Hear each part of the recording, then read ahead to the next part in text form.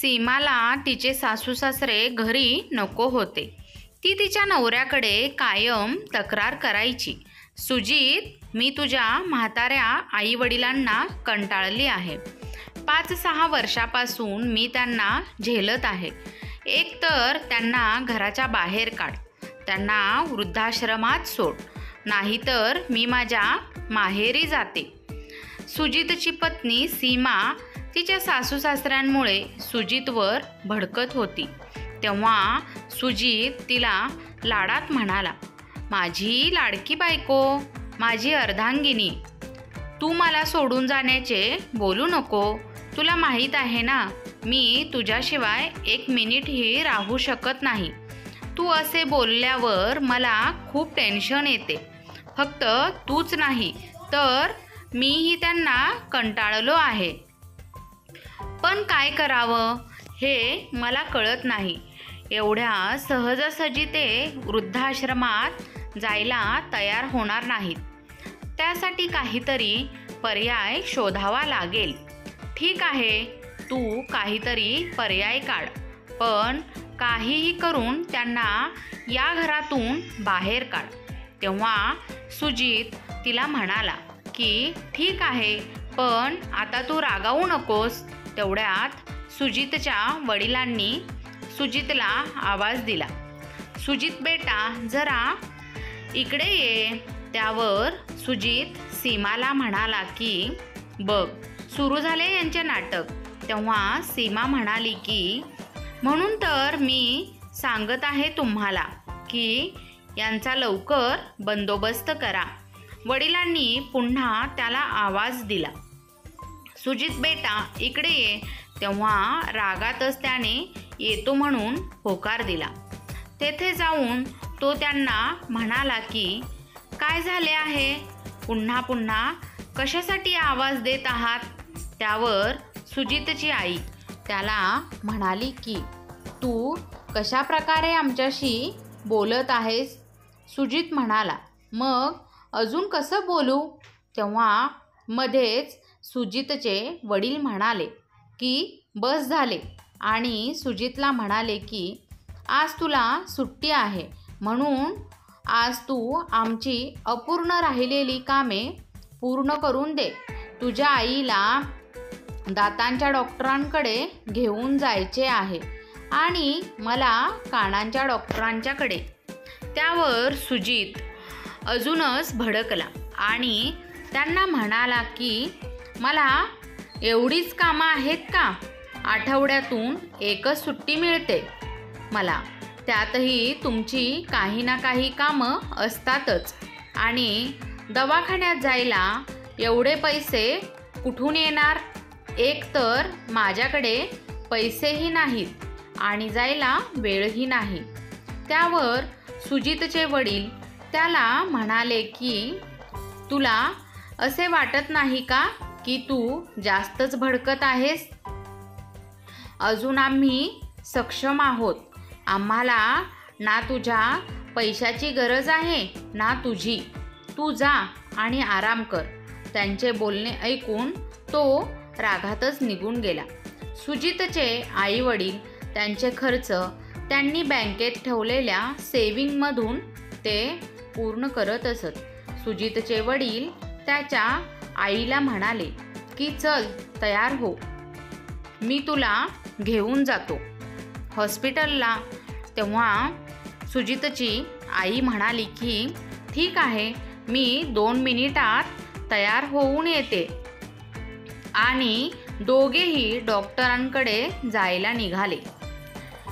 ते गेल्यावर लगेचच सीमा पुन्हा सुजितच्या मागे कटकट करू लागली. ती म्हणाली, हे आपल्याला सुखाने जगू देणार नाहीत, म्हणून तुम्ही लवकरात लवकर काहीतरी पर्याय शोधा. हो सीमा, लवकरात लवकर काहीतरी करावेच लागेल. तू जा आणि माझ्यासाठी कॉफी बनवून आण. सीमा कॉफी बनवण्यासाठी किचनमध्ये गेली आणि सुजित विचार करू लागला की आपल्या आईवडिलांना कसे दूर करायचे. खूप विचार केल्यानंतर जेव्हा सीमा कॉफी घेऊन परत आली तेव्हा तो सीमालाच म्हणाला की तूच काहीतरी पर्याय सांग. तेव्हा सीमा म्हणाली की त्यांना झोपेच्या गोळ्या देऊन मारून टाकू का? त्यावर सुजित म्हणाला की नको नको, असे काही करायचे नाही, नाहीतर आयुष्यभर आपल्याला जेलमध्ये राहावे लागेल आणि शेवटी ते माझे आई वडील आहेत. मी असं कसं करू शकतो? सीमाने तोंड वाकडे केले व सुजितला म्हणाली की मग तूच काहीतरी उपाय काढ. तेवढ्यात सुजितचे आई वडील दवाखान्यातून परत आले आणि आपल्या रूममध्ये जाऊन गप्पा करू लागले. सुजितचे वडील सुजितच्या आईला म्हणत होते की बरं झालं, आपलं काम पूर्ण झालं, आता 4 दिवसात दातांच्या दवाखान्यात जायचं आहे. ते दोघे गप्पा मारत होते आणि सुजित दाराजवळ उभा राहून त्या दोघांच्या गप्पा ऐकत होता. त्यांच्या गप्पा ऐकून त्याला काहीतरी कल्पना सुचली, म्हणून तो चोर पावलांनी सीमाजवळ गेला आणि आनंदाच्या भरात सीमाला आवाज देऊ लागला. तेव्हा सीमा त्याला म्हणाली की काय झालं? तिला जवळ घेऊन तो म्हणाला की ज्या गोष्टीची आपण वाट पाहत होतो, आता ती गोष्ट पूर्ण होणार आहे. मला एक कल्पना सुचली आहे, यांना घरातून बाहेर काढण्याची. हे ऐकून सीमालाही आनंद झाला व ती सुजितला विचारू लागली की मलाही सांग, तुला काय कल्पना सुचली आहे ते? तेव्हा सुजित तिच्या कानात काहीतरी कुजबूज करू लागला. दोघेही हसू लागले आणि हातात हात मिळवून म्हणाले की आता आपण दोघेही आपापल्या कामाला लागू. सीमाने तिच्या सासू सासऱ्यांना दूध प्यायला दिले. तेव्हा दोघेही तिच्याकडे आश्चर्याने पाहू लागले, कारण आजपर्यंत सीमाने त्यांना दूध काय, एक ग्लास पाणीही दिले नव्हते. सीमाने सांगितल्यामुळे ते दूध पिऊ लागले. ती दूध संपवण्याची वाट पाहू लागली. दूध पिऊन झाल्यावर हातातून ग्लास घेऊन ती तिच्या सासूच्या पायाची मालिश करू लागली. तेवढ्यात सुजितही आला आणि त्यांच्या वडिलांच्या पायाची मालिश करू लागला. सुजितचे आई वडील त्या दोघांकडे आश्चर्याने पाहू लागले. त्यांना कळतच नव्हते की हे काय चालले आहे. थोड्याच वेळात सीमा आणि सुजित त्यांना झोपून आपल्या रूममध्ये गेले आणि बोलू लागले, मला हे सहन होत नाही. त्यावर सुजित म्हणाला की 2-3 दिवसाचीच गोष्ट आहे, त्यानंतर आपल्या आयुष्यात सुखच सुख आहे. दुसऱ्या दिवशी ऑफिसमधून परत येताना सुजित त्याच्या आईवडिलांसाठी कपडे घेऊन आला आणि सरळ त्यांच्या रूममध्ये गेला आणि त्यांना कपडे दाखवू लागला. ते पाहून त्या दोघांना खूप आनंद झाला. सुजित बाहेर आल्यावर सीमाला म्हणू लागला, सुख मिळवण्यासाठी थोडं दुःखही पाहावे लागतं. त्यानंतर सीमाने खीर बनवली आणि तिच्या सासूसासऱ्यांना खीर खूप आवडत होती. सीमाची सासू तिला म्हणाली की तुला कसं माहिती की आम्हाला खीर खाण्याची इच्छा झाली आहे? तेव्हा सीमा म्हणाली की काय आई, जर आई वडील आपल्या मुलांच्या मनातील इच्छा समजू शकतात व त्या पूर्ण करू शकतात, तर मुलेही आपल्या आई वडिलांची इच्छा ओळखून त्या पूर्ण करू शकत नाहीत का? मला असे जाणवलं की आज तुम्हाला खीर खाण्याची इच्छा झाली आहे, म्हणून मी तुमच्यासाठी खीर बनवली. हे ऐकून ते दोघे खूप खुश झाले व देवाला प्रार्थना करू लागले. बरं झालं की देवाने यांना सद्बुद्धी दिली. सुजित, वनिता आणि सुभाष यांचा एकुलता एक मुलगा होता. सुभाषचा प्रायव्हेट जॉब होता, पण त्यांच्या सर्व गरजा पूर्ण होत होत्या. वनिता एक समजूतदार गृहिणी होती. कमी खर्चातही ती आपले घर चालवत होती. 1-1 रुपया जमा करून त्यांनी एक जमीन खरेदी केली होती. त्यावर त्यांनी सुंदर घर बांधले. सुजित खूप लहान होता. सुभाषचा पगार कमी होता, तरीही सुजितच्या शिक्षणात त्यांनी कुठेही कसर सोडली नाही. त्याला चांगल्या स्कूलमध्ये आणि त्यानंतर चांगल्या कॉलेजमध्ये त्यांनी शिकवलं. त्यानंतर सुजितला सरकारी नोकरी मिळाली व मुलगीही शोधून त्यांनी सुजितचे लग्न लावून दिले. जेव्हा त्यांनी सुजितचे लग्न सीमासोबत करण्याचे ठरवले, तेव्हा त्यांना जराही कल्पना नव्हती की सीमा स्वभावाने एवढी निर्दयी आहे. ती प्रत्येक गोष्ट त्यांना टोमणे मारायची.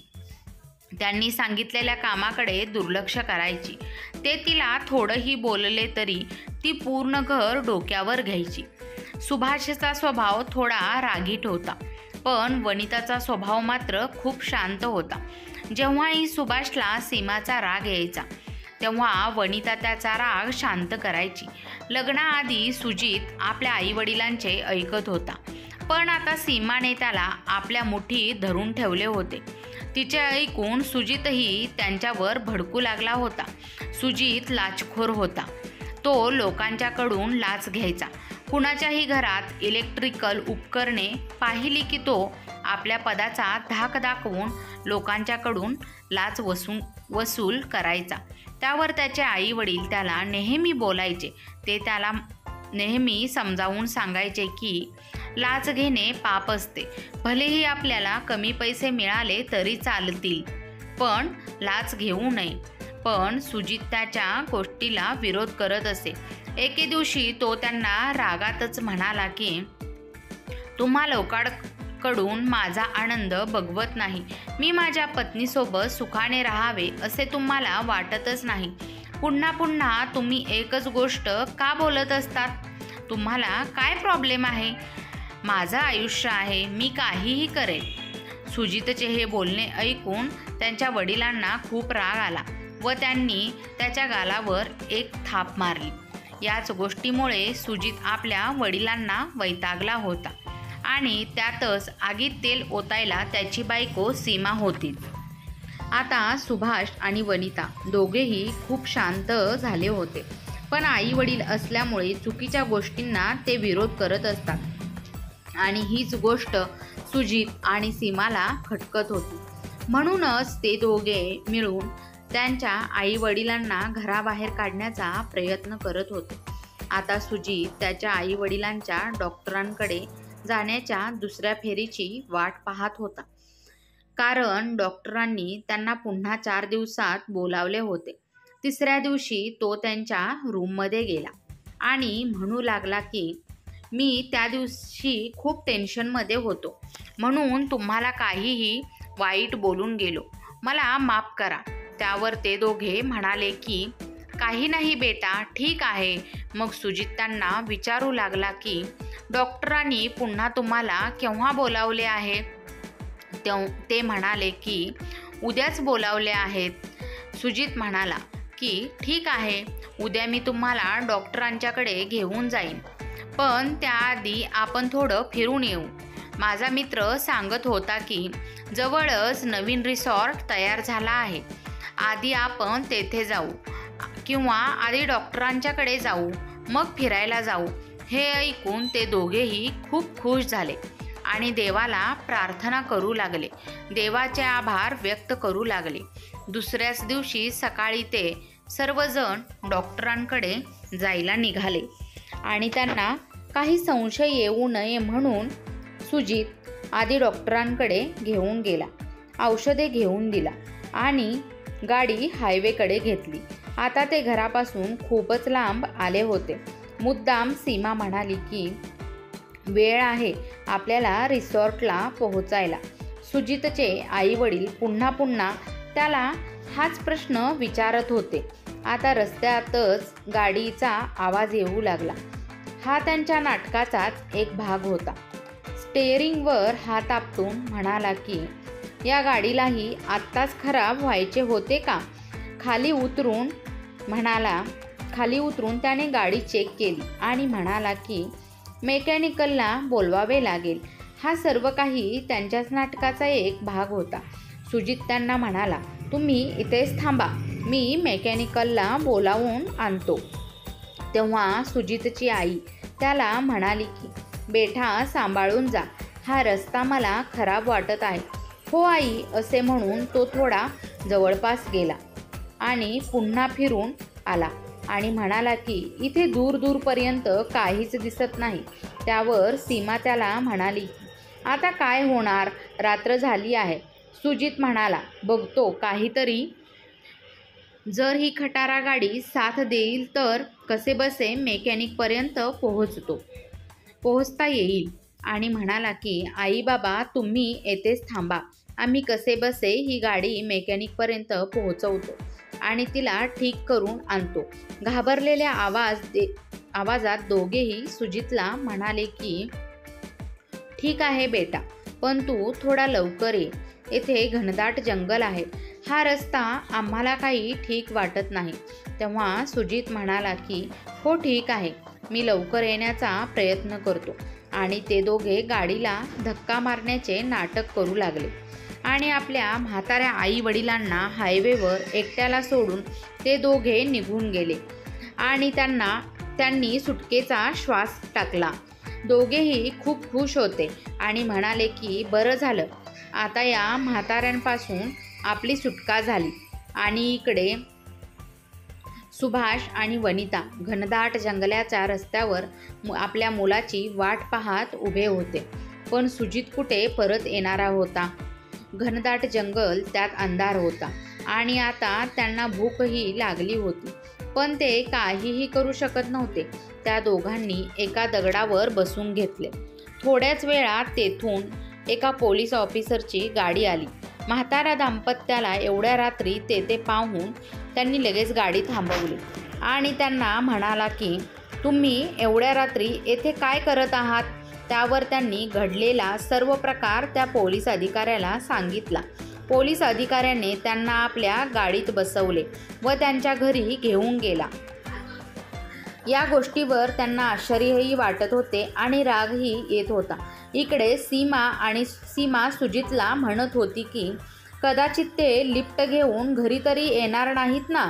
त्यावर सुजित म्हणाला की नाही, हे शक्य नाही, कारण ते जंगल एवढे घनदाट आहे की एकतर त्यांना जंगली प्राणी खातील, नाहीतरी चोर दरोडेखोर त्यांना मारून टाकतील, नाहीतर भुकेनेच ते आपला जीव सोडतील. आणि इकडे सुभाष आणि वनिताची रडून रडून वाईट अवस्था झाली होती. त्यांना विश्वासच बसत नव्हता की आपला मुलगा आपल्यासोबत असं काही करू शकतो. त्या पोलीस अधिकाऱ्यांनी त्यांना शांत केले आणि त्यांना जेवायला दिले व त्यांना आपली ओळख दिली. ते त्यांना म्हणाले की तुम्ही काळजी करू नका, तुम्ही येथे निवांत राहा. अशा नालायक मुलासोबत राहण्यापेक्षा तुम्ही इथे माझ्यासोबत राहा. अशा सून आणि मुलाचा काही भरोसा नाही. त्या दोघांची रडून रडून वाईट अवस्था झाली होती. त्यातच सुभाषने स्वतःला सावरत वनितालाही सावरले आणि पोलीस अधिकाऱ्याला म्हणाले, सुजित आमचा एकुलता एक मुलगा आहे आणि त्याला आम्ही कुठल्याही प्रकारची कमी पडू दिली नाही. त्याच्या सर्व इच्छा मी पूर्ण केल्या. लहानपणी त्याला जर साधा सर्दी खोकला व्हायचा तर त्याची आई रात्रभर त्याच्यासाठी जागत होती. तरीही आमच्या प्रेमात अशी कोणती कमी राहिली की त्याने आमच्यासोबत एवढे वाईट कृत्य केले. पुढे सुजितचे वडील म्हणाले की बेटा, मी पण एक सुशिक्षित नागरिक आहे, त्याला तर मी चांगलीच अद्दल घडवणार, कारण अशा गोष्टी जर समाजात नेहमी चालू राहिल्या तर समाजातून नैतिकता दूर होईल. तेव्हा ते पोलीस अधिकारीही म्हणाले की दंड तर मीही त्यांना देऊ शकतो, त्यांना पकडून तुरुंगात टाकू शकतो, पण ते तुमचे दोषी आहेत. आता तुम्हीच ठरवा की त्यांना काय शिक्षा केली पाहिजे. तेव्हा सुभाष आणि वनिता दोघेही म्हणाले की सगळ्यात आधी आम्हाला आमचं घर परत पाहिजे. ज्या घरातून त्यांनी आम्हाला बाहेर काढले आहेत ते घर आम्ही आमच्या मेहनतीने घेतले आहे, त्यावर त्यांचा काहीही अधिकार नाही. मग तुम्ही त्यांना काहीही दंड द्या, त्यात आम्ही सहमत आहोत. त्या अधिकाऱ्यांनी सुजित आणि सीमाची संपूर्ण माहिती त्यांच्या आई वडिलांकडून घेतली आणि त्यांना अद्दल घडवण्याचा चांगला कट रचला. त्यामध्ये त्या दोघांचीही सहमती झाली. अधिकाऱ्याने आपल्या कामवालीला त्यांची काळजी घेण्यास सांगितले आणि ते आपल्या ऑफिसला निघून गेले. काही दिवसात त्यांनी सुजितच्या विरोधात एक नोटीस तयार केली आणि पोस्टाने ती नोटीस त्यांच्या घरी पाठवली. त्याच दरम्यान शेजाऱ्यांना सुजितचे आई वडील बऱ्याच दिवसापासून दिसत नाहीत म्हणून ते सुजितकडून विचारपूस करू लागतात. तेव्हा सुजित त्यांना म्हणतो की ते देवदर्शनासाठी गेले आहेत. त्या दिवशी रविवार होता. सीमा आणि सुजित दोघेही आपल्या मित्रांसोबत घरात पार्टी करत होते. चांगलीच मेजवानीही रंगली होती. तेवढ्यात त्यांना नोटीस मिळाली आणि नोटीस वाचून त्यांचा चेहराच पडला. त्यांच्या आनंदाला जणू काही ग्रहणच लागले. त्या नोटीसमध्ये असे लिहिले होते की हे घर सरकारी मालमत्तेवर बांधले आहे, त्यामुळे 10 दिवसाच्या आत ते रिकामे करावे लागेल. हे वाचून ते खूपच गोंधळून गेले. सुजित अनेक वकिलांना भेटू लागला व प्रयत्न करू लागला, पण देवाची ही शिक्षा होती की त्यांना अद्दल घडावी. त्या पोलीस अधिकाऱ्यांनी तशी योजना आखून ठेवली होती, म्हणून काय करावे हे त्यांना सुचत नव्हते. आणि जेव्हा घर खाली करायला 3 दिवस राहिले होते, तेव्हा ते अधिकारी स्वतः सुजितच्या घरी गेले आणि त्यांना ताकीद दिली की 3 दिवसाच्या आत हे घर खाली करा. आपले घर आपल्याला परत मिळावे म्हणून सुजित आणि सीमाने बरेच प्रयत्न केले, पण त्या अधिकाऱ्यासमोर त्यांचे सगळेच प्रयत्न निकामी ठरले. शेवटी त्यांना 3 दिवसाच्या आत आपले घर रिकामे करून भाड्याच्या घरात राहायला जावे लागले. घरे रिकामे झाल्यानंतर तो अधिकारी सुभाष आणि वनिताला त्यांच्या घरात आदराने सोडून आला आणि तिकडे स्वतःचे घर गेल्यामुळे सुजित आणि सीमा खूप दुःखी होते. आता त्यांच्यात भांडणही होऊ लागले होते. सीमा सुजितला म्हणाली की मी या घरात राहू शकत नाही. तुला राहायचे असेल तर तू राहू शकतोस. मला एसीची सवय आहे. मी इथे राहू शकत नाही. मला माझ्या माहेरी सोड. त्यावर सुजित तिला म्हणाला की थोडे दिवस ॲडजस्ट कर. मी काही ना काही तर पर्याय काढतो. चांगल्या वकिलाला भेटतो. आपल्याला सरकारसोबत लढायचे आहे. त्यासाठी चांगला वकील आणि चांगले पैसेही लागतील. सीमा त्याला म्हणाली की तू काहीही कर. तुझ्याकडे 1 महिना आहे. लाच घेऊन कमावलेले पैसे आत्ता नाही तर केव्हा कामात येणार? जर तू 1 महिन्यात काही उपाय काढला नाही तर मी माझ्या माहेरी निघून जाईन. आता सुजित खूप संकटात सापडला होता. तो काहीतरी उपाय काढण्याचा प्रयत्न करत होता. त्यातच दुसरे संकट त्याच्यावर ओढावून आले. सुजित ऑफिसमध्ये विचार करत होता.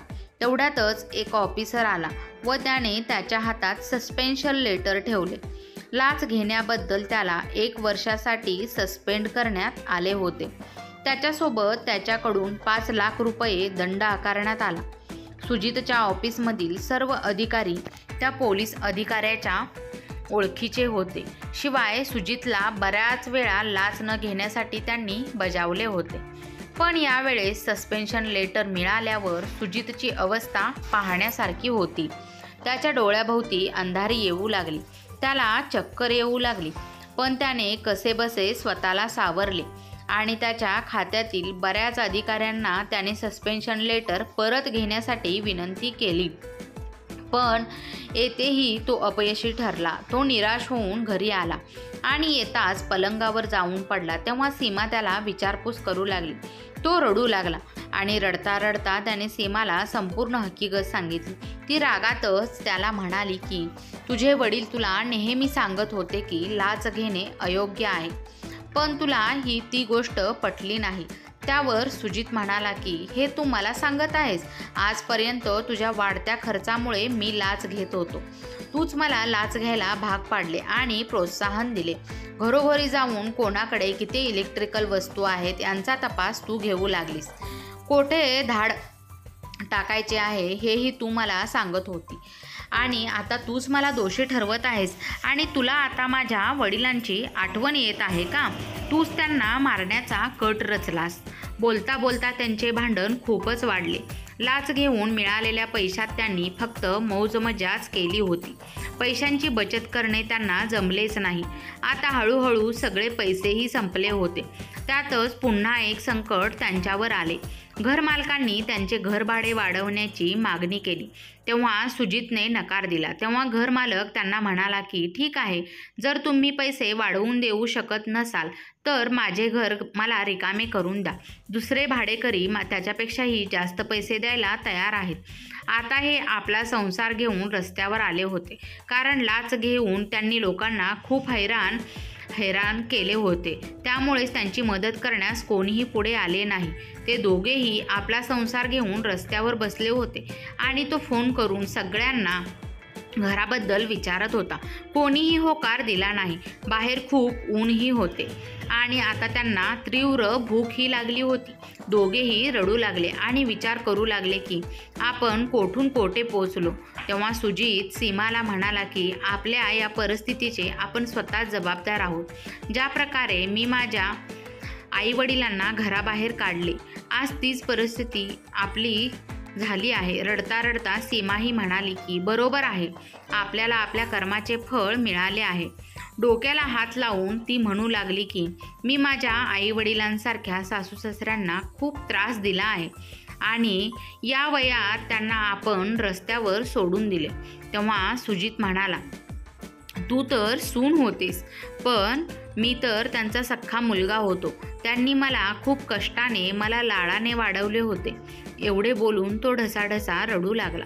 आता ते कोठे असतील असं तो म्हणू लागला. त्यावर सीमा म्हणू लागली की चला आपण त्यांना शोधूया.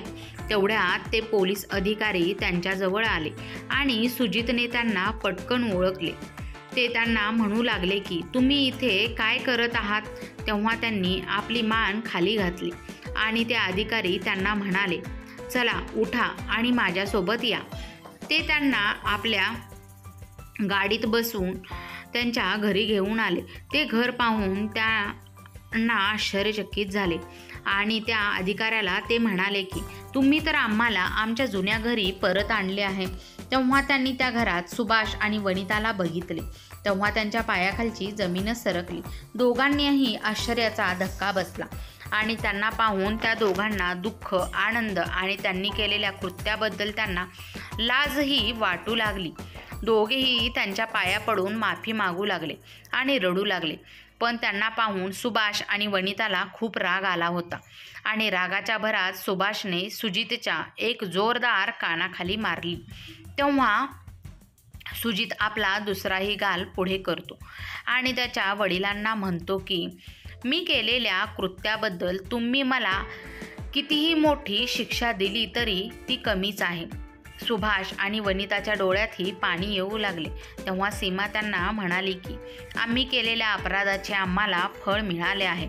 आता आम्हाला आईवडिलांचे महत्त्व समजले आहे की ते कशा प्रकारे मेहनत करून आपले घर उभे करतात.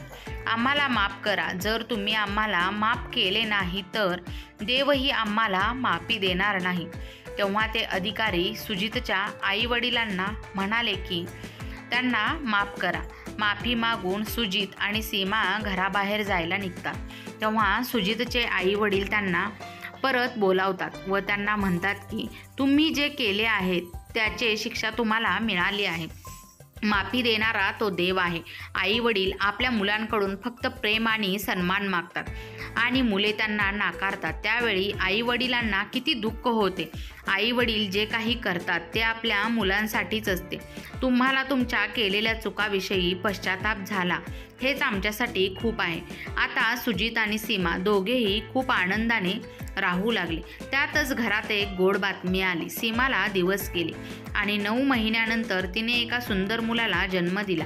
आता सुभाष आणि वनिता आजी आजोबा झाले होते. ते आपल्या नातवासोबत खूपच खुश होते. तर मित्र आणि मैत्रिणींनो, तुम्हाला आजची कथा कशी वाटली? कथा आवडली असल्यास चॅनलला लाईक, शेअर, सबस्क्राईब नक्की करा. वेळात वेळ काढून कथा ऐकल्याबद्दल, वाचल्याबद्दल तुम्हा सर्वांचे मनपूर्वक धन्यवाद.